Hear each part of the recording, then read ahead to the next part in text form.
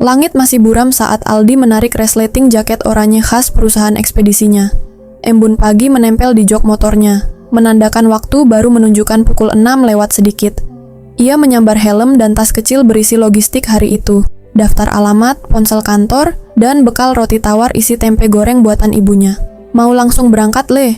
tanya Bu Rukmi, ibunya, yang duduk di kursi roda di depan rumah. "Iya, Bu, doain laris kiriman hari ini," jawab Aldi sambil mengecup kening ibunya. Bu Rukmi tersenyum lemah. "Yang penting hati tetap ikhlas, meski badan pegal, Tuhan nggak tidur." Aldi mengangguk pelan. Ia hidup berdua dengan ibunya di rumah kontrakan sederhana di pinggiran kota. Sejak ayahnya meninggal 5 tahun lalu, Aldi jadi tulang punggung keluarga. Ia sempat kuliah sebentar, tapi drop out karena biaya. Kini, menjadi kurir bukan sekadar pekerjaan, tapi penyambung hidup. Pukul 7, motor Aldi sudah meluncur ke rute reguler. Ia hafal setiap tikungan, setiap lubang jalan, dan tentu saja setiap pelanggan tetap, termasuk salah satu yang paling ia tunggu-tunggu. Rumah di ujung Jalan Dahlia, nomor 17. Rumah itu sederhana tapi rapi. Temboknya bercat putih tulang, dihiasi tanaman gantung, dan pot kecil-kecil yang ditata di pinggir teras. Di depan pagar, seekor kucing oranye tampak tidur malas. Seperti biasa, Aldi berhenti dan memencet bel. Ting tong. Tak lama, pintu terbuka dan muncullah dia, Rani. Rambutnya dikuncir tinggi, memakai kaos oversize dan celana pendek selutut. Wajahnya polos tanpa makeup, tapi selalu tampak segar. Ia menatap Aldi dengan senyum lebar. "Paket pagi lagi, Mas Aldi?" sapa Rani ceria. Aldi tersenyum kikuk. "Iya, Mbak Rani. Kayaknya Shopee udah hafal alamat, Mbak." Rani tertawa kecil sambil menerima paket. "Biasa, diskon tengah malam. Lemah iman aku tuh." Mereka tertawa sebentar. Aldi menatapnya sekilas lalu cepat-cepat menunduk. Ada detak halus di dadanya setiap kali berbicara dengan Rani. Sesuatu yang tak pernah ia rasakan saat mengantar paket ke rumah manapun. "Oh iya," kata Rani sambil membuka plastik paket dengan jari lentiknya. "Kamu udah sarapan belum?" "Udah, tadi makan roti tempe buatan ibu," jawab Aldi sambil nyengir. Rani mengangguk. "Ibu kamu masak sendiri?" "Iya, walau beliau udah sakit-sakitan, masih maksa nyiapin sarapan. Katanya biar anaknya nggak kerja sambil lapar." Rani terdiam sejenak, lalu berkata pelan, "Ibu yang luar biasa." "Ya." Aldi tersenyum kecil. "Saya yang belum luar biasa, masih berjuang." Rani menatapnya. Ada kekaguman terselip di matanya, tapi Aldi terlalu sibuk merapikan ponselnya untuk menyadari. "Oke deh, aku masuk dulu ya. Hati-hati di jalan, Mas Kurir." Aldi mengangguk. "Siap, terima kasih ya Mbak Rani." Begitu pintu tertutup, Aldi menarik napas dalam. Hari itu masih panjang, dan paket yang harus diantar masih banyak. Tapi, entah kenapa, satu senyum di depan rumah itu terasa cukup untuk membuat seluruh lelah hari ini jadi ringan. Ia melajukan motornya, sambil bergumam pelan. Kalau semua rumah kayak Dahlia 17, mungkin kerja kayak gini nggak bakal pernah bikin capek. Beberapa minggu berlalu sejak pertemuan pertama yang berkesan itu. Meski rumah-rumah dalam rute pengantaran Aldi sering berganti, rumah di Jalan Dahlia, nomor 17, selalu muncul dalam daftarnya setidaknya seminggu 2 kali. Entah kenapa, setiap kali menerima notifikasi paket menuju alamat itu, Aldi langsung semangat. Bahkan, kadang ia menyisihkan pengantaran ke rumah Rani sebagai rute terakhir. Semacam hadiah setelah hari yang melelahkan. Hari ini, seperti biasa, langit mulai merona saat ia berhenti di depan pagar putih itu. Kucing oranye yang sama masih tergeletak di bawah kursi kayu, mendengkur. Ting tong. Tak lama kemudian, Rani membuka pintu. Kali ini ia memakai hoodie abu-abu dan legging hitam. Di tangan kirinya ada pena stylus, dan di pipinya ada noda tinta biru. Seperti baru saja selesai menggambar. "Mas Aldi?" sapa Rani sambil menepuk celana untuk menghilangkan debu. "Cepet banget ya, padahal aku baru check out 2 hari lalu." Aldi tersenyum sambil menyerahkan paket. "Ekspedisi kita memang prioritas cinta, Mbak." Rani tertawa keras. "Waduh, tagline baru tuh, cocok buat iklan. Kalau Mbak Rani yang jadi bintang iklannya, bisa viral." Aldi menjawab, baru sadar 1 detik kemudian kalau itu terdengar seperti gombalan. Rani menaikkan alis. "Mas Aldi suka ngegombal juga ternyata ya." Aldi buru-buru menjawab, "Enggak kok, cuma..." "Ya, spontan aja." Untuk mengalihkan rasa malu, ia menunjuk ke stylus di tangan Rani. "Mbak lagi gambar ya?" "Oh iya," jawab Rani semangat. "Aku kerja sebagai ilustrator freelance, lagi ngerjain project komik online buat klien Korea." Lumayan sih, tapi begadang terus. Wah, keren! Jadi Mbak Rani bisa gambar, aku cuma bisa gambar peta rute pengantaran. Rani tergelak. Tapi tanpa kamu, paket-paket aku nggak bakal nyampe. Jadi kita saling melengkapi kan? Aldi terdiam. Kalimat itu sederhana, tapi bagi hatinya yang tak pernah ditemani, rasanya seperti pelukan hangat di tengah dinginnya dunia. Aku boleh lihat gambarnya? Aldi memberanikan diri bertanya. Rani mengangguk lalu mengajak Aldi duduk di bangku kecil dekat teras. Ia menunjukkan tablet berisi halaman-halaman penuh ilustrasi karakter anime. Ada gadis SMA, pemandangan malam kota Seoul, dan bahkan satu sketsa laki-laki berseragam kurir. Aldi menunjuk salah satu gambar itu. Ini mirip kurir ekspedisi kita ya. Rani pura-pura berpikir. Iya ya, mirip banget. Mungkin subconsciously terinspirasi gitu. Aldi tersipu. Ia ingin menanyakan banyak hal. Kenapa Rani selalu tampak sendiri? Siapa yang tinggal bersamanya? Apakah ia punya pacar? Tapi ia tahan. Beberapa menit berlalu. Sore menjingga mulai menguap ke malam. Saat Aldi hendak pamit, Rani sempat berkata, "Mas Aldi, kamu tuh beda ya." "Beda gimana?" Aldi menoleh, agak deg-degan. Biasanya kurir cuma nyodorin paket terus pergi. Tapi kamu selalu sempatin ngobrol. Kayak manusia, bukan mesin pengantar. Aldi tertawa, tapi hatinya bergetar. Hari itu, ia pulang dengan helm yang dipenuhi angin, dada yang dipenuhi harapan, dan hati yang mulai terisi seseorang. Seseorang bernama Rani. Pagi itu, Aldi merasa sedikit kacau. Semalaman ia begadang merawat ibunya yang kembali demam tinggi. Setelah kelelahan menjelang subuh, ia terbangun terlambat dan buru-buru menyiapkan paket pengantaran hari itu. Dalam kekacauan itu, ia tidak sadar bahwa satu paket tertukar tempat. Saat tiba di depan rumah nomor 17, Aldi sempat menatap kaca spion sebentar. Rambutnya agak berantakan, dan ada noda minyak di bagian lengan jaket. Tapi tak sempat memperbaiki penampilan, ia langsung menekan bel. Ting tong, Rani muncul dengan rambut dikuncir asal dan kaos bergambar karakter anime.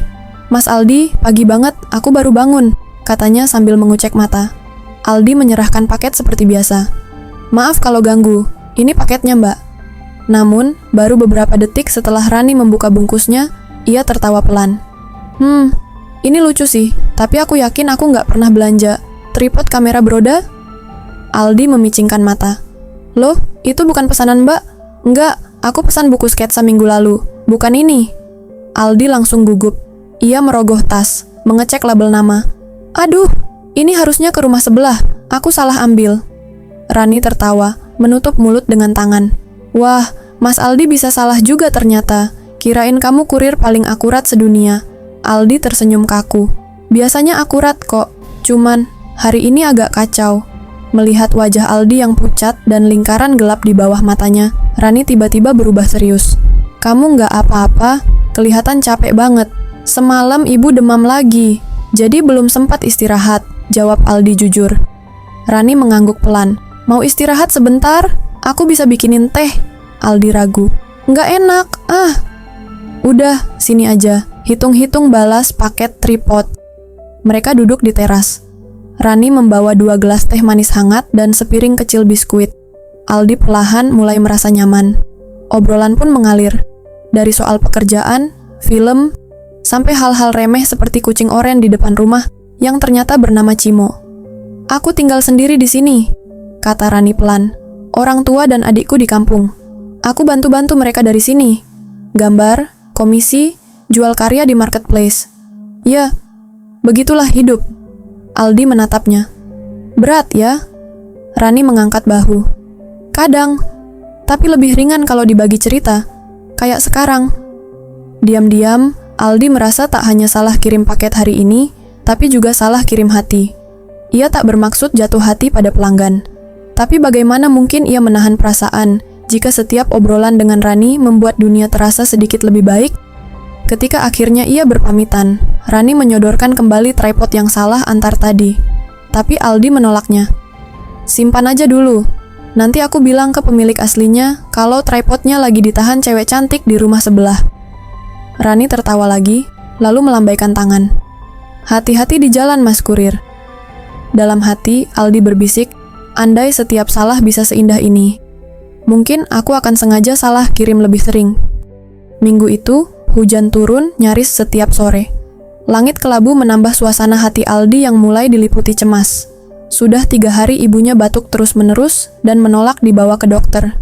Aldi terpaksa menunda lembur dan mengurangi pengantaran demi merawat satu-satunya orang yang tersisa dalam hidupnya. Di sisi lain, ia merasa hampa.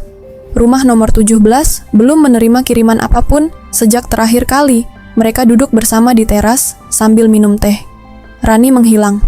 Bukan secara harfiah, rumahnya masih menyala lampunya saat malam, dan Cimo si kucing masih duduk malas di teras. Tapi Rani tak lagi muncul di daftar pengiriman. Aldi sempat lewat iseng, berharap sekadar melihat bayangan gadis itu membuka tirai, tapi tak pernah berhasil. Hingga suatu pagi, Aldi melihat nama Rani Andarasari muncul kembali di daftar. Ia senyum-senyum sendiri sepanjang perjalanan, tapi senyum itu lenyap saat melihat wajah Rani ketika ia menyerahkan paket. Wajah itu lelah. Bukan lelah biasa. Mata Rani bengkak, rambutnya diikat asal, dan ekspresinya datar. "Mas Aldi, makasih ya," katanya singkat. Mbak, nggak apa-apa," Aldi memberanikan diri bertanya. Rani hanya tersenyum kecil. "Nggak apa-apa, lagi banyak yang harus diurus aja." Ia mau menutup pintu, tapi Aldi menahan. "Kalau ada yang bisa saya bantu, bilang aja ya." Rani menatapnya sesaat lalu menjawab lirih. "Makasih mas, tapi ini urusan keluarga." Dan pintu pun tertutup perlahan. Hari itu Aldi seperti kehilangan arah. Ia mencoba fokus bekerja, tapi pikirannya terus kembali ke raut wajah Rani. Saat malam tiba dan ibunya kembali batuk hebat, Aldi tak tahan lagi. Ia menghubungi sahabat lamanya, Lintang, yang kini bekerja sebagai asisten dokter di klinik terdekat. "Gua butuh bantu lo buat ibu gua, Tang," kata Aldi lewat telepon. "Gua udah mentok." Keesokan harinya, Lintang datang dan memeriksa Bu Rukmi. Diagnosanya mengejutkan. Paru-paru ibunya mulai mengalami komplikasi dan perlu pengobatan rutin. Biaya? Tentu saja tidak murah. Aldi pulang kerja dengan tubuh menggigil, bukan karena hujan, tapi karena beban yang makin berat menindih punggungnya. Di lain tempat, Rani duduk sendirian di kamarnya yang mulai kosong. Kardus-kardus menumpuk di sudut, tanda ia bersiap pindah. Rumah itu, tempat ia tinggal sejak kuliah, akan dijual. Ayahnya gagal membayar pinjaman modal usaha. Kini bank menyita sertifikat rumah, dan satu-satunya pilihan adalah menjual cepat sebelum semuanya lenyap. Adiknya, Farel, baru saja drop out dari universitas karena gagal bayar SPP. Ibunya mulai sakit-sakitan, dan semua biaya hidup kini ditanggung Rani seorang diri.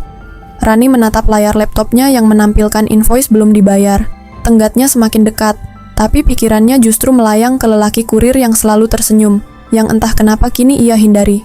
"Maaf, Mas Aldi," gumamnya pelan. "Aku nggak mau kamu ikut tenggelam di hidupku yang lagi karam." Hari-hari berikutnya, Aldi tetap lewat di rumah Rani. Tapi kini hanya untuk melihat teras kosong, tirai tertutup, dan Cimo yang makin kurus. Rumah itu terasa dingin. Tanpa ia sadari, dua hati yang dulunya saling menyapa kini sama-sama diam, terjebak dalam badai hidup masing-masing. Dan cinta yang sempat tumbuh perlahan, mulai retak walau tak terlihat. Hujan turun deras sejak pagi. Jalanan licin, pandangan terbatas. Aldi tetap bekerja seperti biasa, mantel plastik menempel basah di tubuhnya, helm penuh embun. Tapi hari itu, ia membawa sesuatu yang berbeda dalam tas kirimannya. Sebuah paket kecil berbungkus coklat muda tanpa nama pengirim. Hanya tertulis, "Untuk Aldi." Ia sempat heran. Tak ada keterangan dari sistem, dan paket itu diselipkan diam-diam ke dalam kotak logistik di kantor sebelum ia berangkat. Rasa penasaran tumbuh, tapi ia tahan sampai selesai semua pengantaran. Saat sore menjelang, ia memutuskan berhenti sejenak di taman kecil dekat lapangan futsal. Hujan mulai mereda, hanya tersisa gerimis tipis. Ia membuka paket itu perlahan. Di dalamnya, ada sebuah buku sketsa. Halaman pertama kosong, kecuali tulisan tangan di pojok kanan bawah. Untuk seseorang yang terus berjalan, walau jalanannya becek dan penuh lubang. Rani. Aldi menahan napas. Tangannya gemetar saat membalik halaman demi halaman berikutnya. Di sana terlukis sketsa-sketsa dirinya. Saat mengantar paket sambil tersenyum, saat duduk bersama di teras, bahkan saat ia menyodorkan tripod yang salah kirim. Setiap gambar diberi catatan kecil. "Hari pertama aku sadar, Mas Aldi beda. Waktu kamu cerita soal ibu, aku mulai takut kehilangan juga. Aku nggak tahu harus apa, tapi aku nggak bisa pura-pura biasa." Halaman terakhir adalah gambar rumah nomor 17. dengan tulisan, "Maaf kalau aku pergi tanpa pamit. Aku harus pindah. Tapi terima kasih, kamu pernah mampir ke hatiku." Aldi menutup buku itu pelan. Pandangannya kabur oleh air mata yang menetes pelan, bercampur dengan sisa gerimis. 2 hari kemudian, ia kembali ke rumah Rani. Tapi rumah itu sepi. Tirai tertutup rapat, pot-pot tanaman sudah tak ada, dan Cimo juga tak terlihat. Hanya bekas ban mobil di halaman. Tanda semua sudah berakhir. Rani sudah pergi. Dan Aldi berdiri di depan pagar itu dengan hati kosong. Tapi saat ia hendak pergi, ada suara dari balik pagar. Suara mengeong kecil. "Cimo?" Aldi memanggil pelan. Kucing oranye itu muncul dari balik semak, kotor dan basah, matanya menatap Aldi seperti mengenali. Dengan cepat, Aldi melepas jaket dan menyelimuti tubuh kecil itu. "Tenang, Mo. Kamu ikut aku ya. Kita sama-sama kehilangan dia." Malam itu, di kamar sempit yang lembab, Aldi membuka kembali buku sketsa itu. Setiap halaman seperti suara hening yang tak sempat diucap. Dan di antara segala kesedihan, ada satu perasaan yang tumbuh pelan-pelan. Ia belum menyerah. Jika cinta itu pernah datang lewat pintu kecil bernama paket kiriman, maka ia akan cari jalan kembali, meski harus melewati 1000 alamat yang salah. Sudah lebih dari seminggu sejak Rani menghilang. Rumah di Jalan Dahlia. Nomor 17 kini kosong, gelap, dan mulai ditumbuhi rumput liar. Tapi bagi Aldi, rumah itu tetap jadi tempat yang selalu ia lewati. Seolah berharap waktu bisa berputar kembali. Cimo kini tinggal bersamanya. Setiap pagi, kucing oranye itu duduk di jendela kamar, menatap keluar seolah mencari seseorang. Aldi tahu, mereka berdua sama-sama menanti keajaiban. Hingga suatu sore, saat membereskan isi tas kirimannya, Aldi menemukan amplop kecil tersempil di balik buku sketsa yang selama ini belum ia buka sampai habis. Di dalamnya ada secarik kertas. "Kalau Mas Aldi baca ini, berarti kamu sudah lihat semuanya. Terima kasih. Aku akan tinggal sementara di rumah tanteku, di daerah Ciputat. Jangan dicari, kecuali kamu benar-benar ingin." Aldi menatap tulisan itu lama. Ia tahu apa yang harus ia lakukan. Ciputat, bukan daerah yang asing baginya, tapi tetap bukan wilayah kerja pengantarannya. Setelah bertanya sana-sini dan sedikit bantuan dari Lintang, ia akhirnya menemukan sebuah rumah bercat biru pucat, dengan halaman luas dan suara ayam dari samping rumah. Aldi mengetuk gerbang besi itu pelan. Seorang wanita paruh baya keluar. "Permisi, Bu. Maaf, saya Aldi. Cari Rani. Apa benar ini rumah Tante Rani?" Perempuan itu terdiam sesaat, menatap Aldi dari atas sampai bawah. Lalu ia mengangguk pelan. "Kamu Aldi?" Aldi tertegun. "Iya, Bu. Masuklah." Rani di belakang, lagi bantu cuci pakaian. Aldi melangkah masuk, jantungnya seperti digempur palu. Dan di belakang rumah, di samping jemuran, berdiri seorang perempuan dengan rambut diikat dan tangan basah oleh busa sabun. "Rani." Ia membalik badan, dan matanya membelalak saat melihat Aldi berdiri di sana. "Mas Aldi?" Aldi nyaris tak bisa bicara. "Aku dapat alamatmu dari surat di buku sketsa itu." Rani terdiam, lalu senyum kecil mengembang di wajahnya, senyum lelah tapi hangat. "Aku nggak nyangka kamu beneran nyari." Aldi berjalan pelan mendekat. "Gimana aku nggak nyari? Kamu pergi tanpa pamit, dan kamu bilang jangan dicari. Kecuali aku benar-benar ingin. Dan aku ingin, Rani. Aku sungguh ingin." Rani menggigit bibirnya. Air matanya jatuh pelan. "Mas, aku nggak punya apa-apa sekarang. Rumah dijual, tabungan habis. Aku kerja serabutan bantu tante di sini. Aku nggak bisa janji apa-apa." Aldi menghela napas panjang. "Aku juga nggak punya apa-apa, Ran. Gaji pas-pasan, ibu sakit. Tapi waktu kita duduk di teras rumahmu itu, buat pertama kalinya dalam hidupku, aku merasa utuh." Rani menunduk, bahunya bergetar. Aldi mendekat. "Aku nggak datang bawa uang, tapi aku bawa niat. Kalau kamu mau, kita bisa saling bantu. Saling kuat, kita jalanin bareng-bareng." Rani menatapnya, dan untuk pertama kali dalam beberapa minggu, ia merasa tidak sendiri. "Kalau gitu," katanya pelan, "bantuin aku angkat cucian dulu, ya?" Aldi tertawa kecil. "Siap, aku spesialis bawa beban kok." Dan di bawah matahari sore yang malu-malu, dua hati yang sempat terpisah itu perlahan disatukan lagi. Bukan oleh paket kiriman, tapi oleh keberanian untuk datang dan bertahan. Hari-hari baru Aldi dan Rani dimulai bukan dengan bunga atau kencan romantis, tapi dengan cucian, antrean puskesmas, dan angkutan umum pagi-pagi buta. Rani mulai kerja paruh waktu di toko alat tulis milik tetangganya, sambil tetap menggambar untuk pesanan online. Aldi, sementara itu, mengajukan cuti beberapa hari untuk mengurus rujukan ibu ke rumah sakit yang lebih lengkap. Biaya pengobatan mulai membengkak, dan Aldi tahu tabungannya tak akan cukup lama. "Kita harus realistis, Ran," katanya suatu malam saat mereka duduk di bangku taman dekat rumah Tante Rani. "Kalau ibu harus rawat jalan sebulan penuh, aku harus cari kerja tambahan." Rani mengangguk, menatap langit.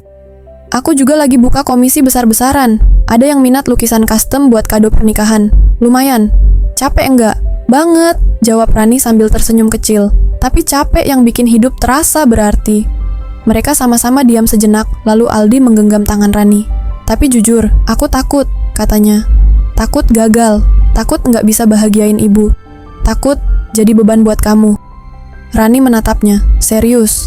"Aldi, aku ada di sini bukan buat nyari orang yang kuat terus. Aku nyari teman jatuh, teman gagal. Selama kamu masih mau bangkit, aku nggak kemana-mana." Kata-kata itu sederhana, tapi bagi Aldi, rasanya seperti selimut hangat di tengah musim hujan. Namun, hidup tak berhenti menguji. Suatu pagi, Aldi pulang kerja tambahan sebagai kurir malam. Di dalam rumah, ia menemukan ibunya tergeletak di lantai kamar mandi. Serangan mendadak.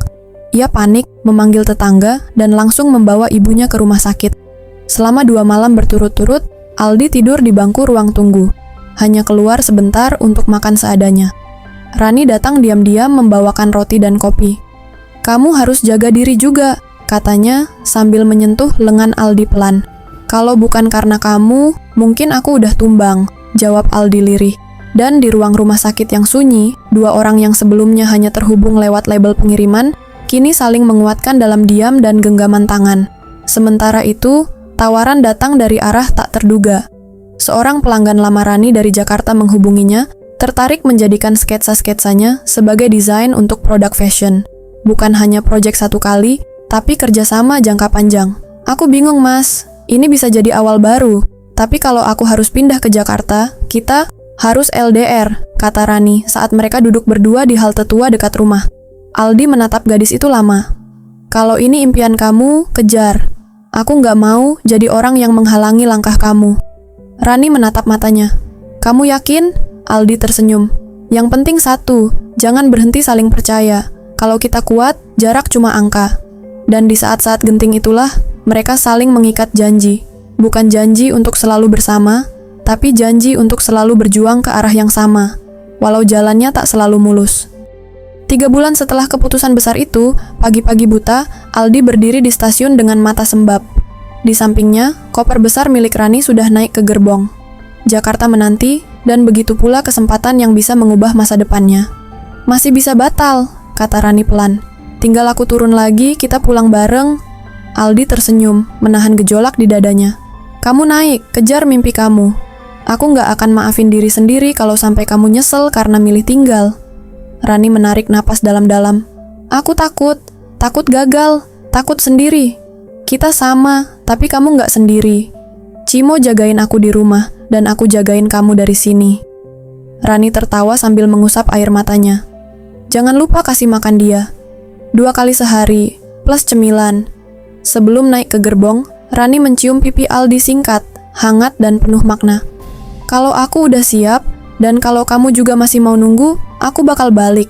Tapi bukan buat tinggal, buat ngajak kamu hidup bareng." Aldi terpaku, bibirnya nyaris tak bisa bergerak, tapi ia angguk. "Aku tunggu, selama apapun." Kereta pun melaju, perlahan, lalu menghilang. Hari-hari berlalu seperti biasanya, antar paket, jaga ibu, rawat Cimo. Tapi yang berbeda adalah semangat dalam dada Aldi. Ia mulai belajar desain dasar dari YouTube agar bisa ngerti dan bantu Rani. Ia bahkan mulai menabung, bukan cuma untuk pengobatan, tapi untuk masa depan. Di Jakarta, Rani tak langsung sukses. Ia tinggal di kos kecil, bekerja siang malam, dan sering kelelahan. Tapi setiap malam sebelum tidur, ia mengirim 1 foto kepada Aldi. Sketsa baru, entah wajah ibu Aldi, Cimo, atau dirinya sendiri sedang tidur dengan mulut menganga. "Biar Mas inget aku tiap hari," tulisnya. Dan Aldi membalas dengan foto makan malam sederhana, atau pemandangan dari atas motor saat antar paket. "Biar kamu inget aku juga masih jalanin ini semua." Mereka hidup di dua kota, tapi hati mereka tetap saling berpapasan tiap hari. Seperti dua kurir yang tahu, meski jaraknya jauh, selama tujuannya sama, pada akhirnya akan sampai juga. 13 bulan setelah keberangkatan itu, Aldi menerima satu paket, bukan dari sistem kantor, tapi dikirim langsung ke rumah oleh kurir lain. Di atasnya tertulis, "Untuk Aldi dari masa depan." Aldi membuka dengan tangan gemetar. Di dalamnya, satu tiket kereta ke Jakarta, satu surat undangan, dan selembar foto. Rani berdiri di depan ruko kecil bertuliskan, "Sketsa and Cerita," oleh Rani dan Aldi. Di belakang foto, satu kalimat ditulis tangan. "Paket terakhir dari aku. Tapi ini awal dari semuanya. Mau antar langsung ke hati aku, Mas?"